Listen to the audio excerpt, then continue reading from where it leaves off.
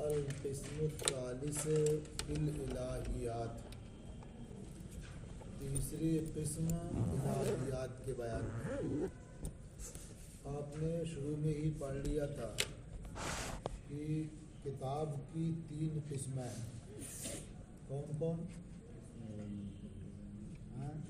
منطق اور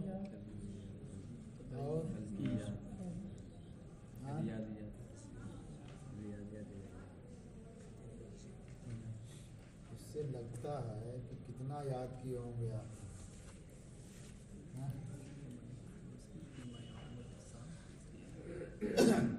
یعنی قسم ثانی پڑھ چکے ہیں اور قسم اول اس کتاب ہی سے الگ ہے، تو قسم ثالث آپ کے سامنے ہے، الہیات کے بیان۔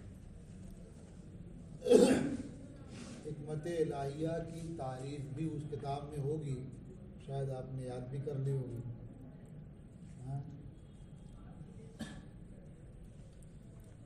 تو ہمارے خیال میں اب کچھ تعریفات یاد ہی کرنی ہے۔ تو یہ حکمت الہیہ سے متعلق ہے کہ تیسری قسم الہیات کے بیان میں ہے۔ یہ قسم 3 فنون پر مرتب ہے۔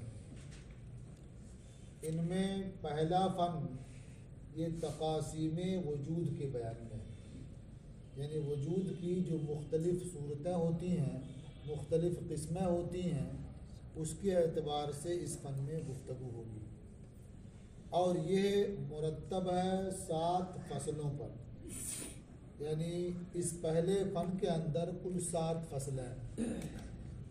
ان 7 فصلوں میں پہلی فصل کلی اور جزئی کے بیان میں ہے۔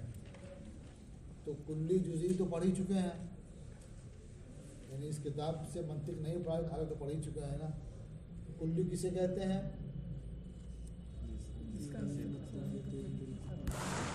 اور جزئی؟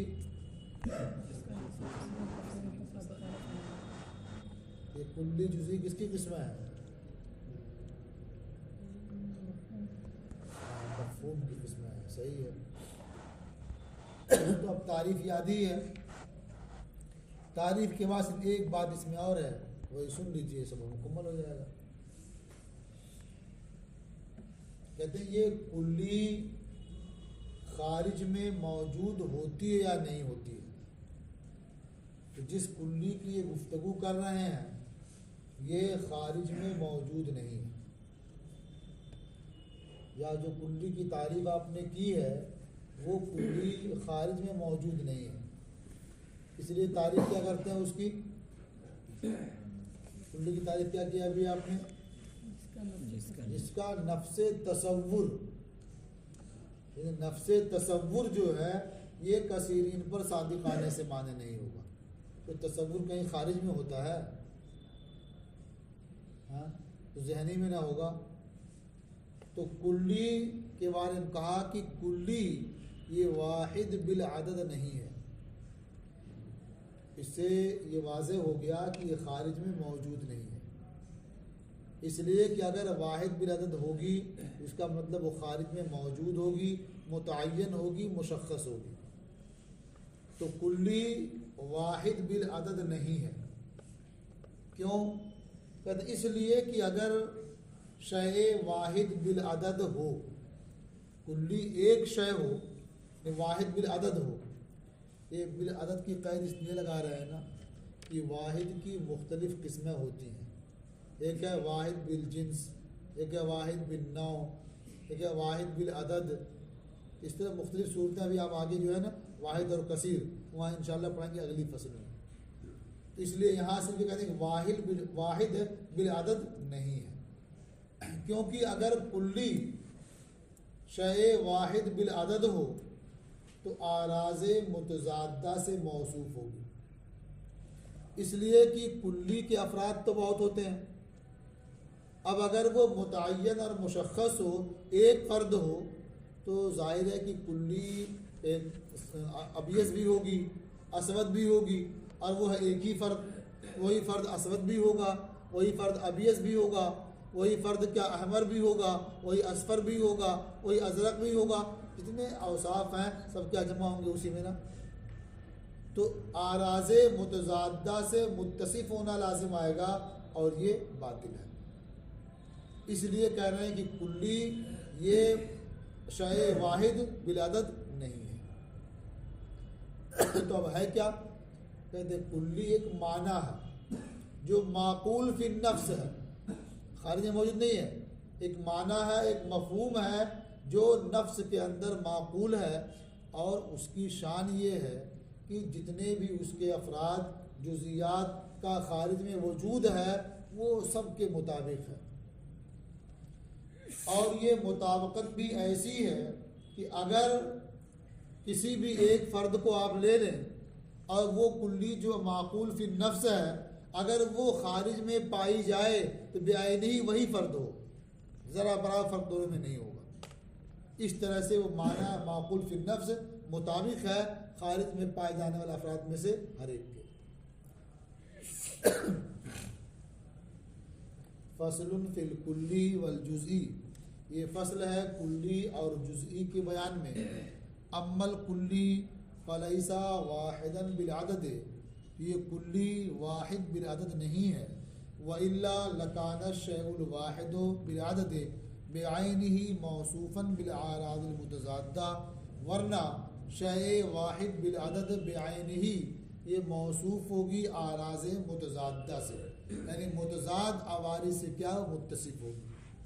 مثلا اس کا اسود ہونا اور ابیض ہونا، اس کے علاوہ ہادہ خلف، اور یہ خلاف مفروض ہے. یعنی ایک ہی شے متضاد عوارض سے متصف ہو یہ نہیں ہو سکتا. بل ہوا معنی معقول، بلکہ کلی ایسا معنی ہے جو معقول فی النفس ہے، یعنی معنی معقول فی النفس ہے. مطابق لکل واحد من جزئیاتہ فی الخارج، خارج میں پائے جانے والے جزئیات میں سے ہر ایک کے مطابق ہے. علی معنی ان ما فی النفس لا وجد فی ای شخص من الاشخاص الخارجیہ لکان ہوا ذالک الشخص بعینہ، اس معنی کر کے کہ جو نفس میں موجود ہے اگر وہ اشخاص خارجیہ میں سے کسی شخص میں پائی جائے، لکان ہوا ذالک الشخص، تو وہ بعینہ ہی وہی شخص ہو، کوئی فرق نہ ہو. اس کی مثال پیش کرتے ہیں، جیسے کسی بھی کاغذ پر لگانے کے لیے مہر بناتے ہیں نا، تو مہر آپ بنا لیں اور ایک نقشہ بالکل آپ کا ذہن میں ہے، اسی طرح سے آپ نے بنا لیا. اب جو ذہن میں ہے وہ تو باہر آئے گا نہیں ایسے ہی، لیکن اب بنا کے آپ نے رکھ لیا ہے نا، سمجھو کہ وہ ذہن آپ کا ذہن میں جو موجود ہے.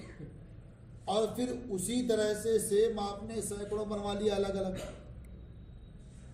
تو اب کوئی ایک مہر آپ لگائے کسی کاغذ پر، ایک نقش سامنے آئے گا نا، تو اگر وہ مہر جو آپ نے ذہن کا عکس بنا کے رکھا ہے بعین ہی اس پر لگائیں تو کیا کوئی نیا عکس پیدا ہوگا؟ سیم وہی رہے گا. تبدیلی کب آئے گی؟ آپ ادھر ادھر لگائیں گے تب. اسی پر اگر لگائیں تو ذرہ برابر کوئی فرق نہیں آئے گا. اسی طرح سے جو اس کے افراد اس طرح کی اور بنوا کے رکھا آپ نے، وہ لگاتے جائیں باری باری اس پر، تو کوئی فرق آئے گا؟ کچھ فرق نہیں آئے گا. تو بالکل یہی حال ہے اس معنی معقول فی النفس کا. وہ کلی ہے، اس کے جتنے بھی افراد ہیں سب ایک جیسے ہیں، ان میں سے کسی میں کوئی فرق نہیں ہے. اب آپ سوچتے ہوں گے کہ انسان بھی تو کلی ہے نا، انسان کلی ہے اور اتنے افراد یہاں بیٹھے ہوئے ہیں سب انسان ہی ہیں نا، کیا سب ایک جیسے ہیں؟ آپ کہیں کلی کے جتنے بھی افراد ہوں گے سب ایک جیسے ہوتے ہیں. یہاں اتنے ہی بھی ہیں، 50 بھی نہیں ہیں اور سب ایک جیسے نہیں ہیں. تو وجہ کیا ایک جیسے نہ ہونے کی؟ اسی کلی پر، کلی کی طبیعت ہے، اس پر مشخصات کا اضافہ ہوتا ہے اور اس کے بعد وہ سب کیا جزئی ہو جاتے ہیں. تو آپ سب جتنے الگ الگ کلی ہیں کہ جزئی؟ ہاں الگ الگ ہر کوئی کلی ہے نہیں ہے نا. لیکن کلی کا ایک فرد ہے نا، تو معلوم ہوا کہ کلی کا فرد ہے تو کلیت تو پائی جائے گی پوری پوری. جب کلی کا فرد ہے تو کلی ہونا پایا جائے گا نا. لیکن اسی کلی پر کچھ چیزیں مزید آ گئی اور جس کے باعث اس کا تشخص ہو گیا دوسری چیزوں سے. آپ اس کو یوں سمجھ سکتے ہیں کہ ایک طرح کی بہت ساری گولیاں تیار کر لیا آپ نے، ایک دم ایک طرح کی، ٹھیک ہے. ظاہر بات ہے کہ گولی ہونے میں سب برابر ہے نا، سب یکساں ہے، اور ایسے پہچاننا ہی مشکل ہوگا کون ہے کون نہیں ہے. کوئی دو اٹھایا آپ نے ملا دیا اس میں، پہچان پائیں گے پھر کون تھی؟ یکساں جب پہچاننا مشکل ہے. لیکن ہر ایک پر جو ہے الگ الگ قسم کا غلاف لگا دیں تو وہ سب تو افراد اسی کے ہیں نا، پورا پورا موجود ہے وہ نا. جو کلی ہے، جو گولی ہے مکمل موجود ہے نا، لیکن اس کے اوپر سے مشخصات لگ گئے، کچھ ایسے اوصاف جڑ گئے، کچھ ایسی چیزیں آ گئیں اس پر جس کے باعث ہر ایک دوسرے سے ممتاز ہے. سمجھے نا؟ تو اب وہ افراد ہوئے نا، وہ متعین ہیں، مشخص ہیں، ہر ایک الگ الگ کلی نہیں ہے، لیکن کلیت پوری پوری پائی جا رہی ہے نا ہر ایک میں. جو آپ کے ذہن میں ہے اور جو یہ ہے، جب اس مشخصات سے الگ کریں گے تو جو ذہن میں ہے جو یہ ہے سب ایک رہے گی نا، یکساں، بالکل کوئی فرق نہیں ہوگا. مشخصات کے آ جانے کی وجہ سے اب آپس میں امتیاز ہو جاتا ہے. جیسے وہاں ہر ایک پر الگ الگ قسم کا غلاف لگا دیں، الگ الگ رنگ چڑھا دیں، پہچاننا آسان رہے گا نا. تو ایسے ہی انسانوں کا حال ہے. انسان حیوان ناطق کو کہتے ہیں نا، تو حیوان ناطق ہونے میں سب برابر ہیں، چاہے وہ بڑا ہو چاہے چھوٹا ہو، جوان ہو کہ بوڑھا ہو، سب برابر حیوان ناطق ہے نا. ایسا تو نہیں کہ جو بچہ ہے وہ چھوٹا حیوان ناطق ہے اور جو بوڑھا ہو گیا وہ بڑا حیوان ناطق ہے. کیوں؟ تو حیوان ناطق ہونے میں سب برابر ہیں، کوئی فرق نہیں ہے. یہ مشخصات جو ہے یہ الگ سے لگے ہوئے ہیں، ان مشخصات کی وجہ سے باہم امتیاز بھی ہوتا ہے. تو معلوم ہوا کہ یہ تشخصات جو بھی ہیں یہ طبیعت کلیہ پر زائد ہوتے ہیں، سمجھ نا، اور انہیں کے ذریعہ امتیاز بھی ہوتا ہے. دیکھیے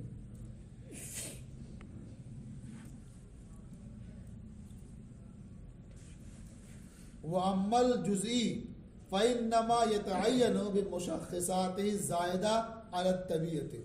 اور رہا جزئی تو یہ متعین ہوتا ہے اپنے مشخصات کے ذریعہ جو مشخصات طبیعت پر زائد ہوتے ہیں. لِأَنَّ كُلَّ كُلِّيٍ مِنْ حَيْثُ هُوَ كُلِّ، اس لیے کہ ہر کلی اس حیثیت سے کہ کلی ہے، اس کا نفس تصور کثیرین کے درمیان شرکت سے مانے نہیں ہوتا ہے، اس کا صدق جو ہے کثیرین پر ہوتا ہے. اور شخص اس حیثیت سے کہ وہ شخص ہے شرکت سے مانے ہوتا ہے. تو معلوم ہوا کہ شخص تشخص یہ زائد ہے طبیعت کلیہ پر. طبیعت کلیہ الگ ہے اور یہ تشخص ہے کہ اسی پر اضافہ ہے، اسی اضافے کی وجہ سے کہ باہم امتیاز ہوتا ہے، الگ الگ ہو جاتے ہیں. انسان بھی ایسی ایک دوسرے سے کیا ممتاز ہیں، پہچانے جاتے ہیں. بس ایک فصل ہو جاتا ہے.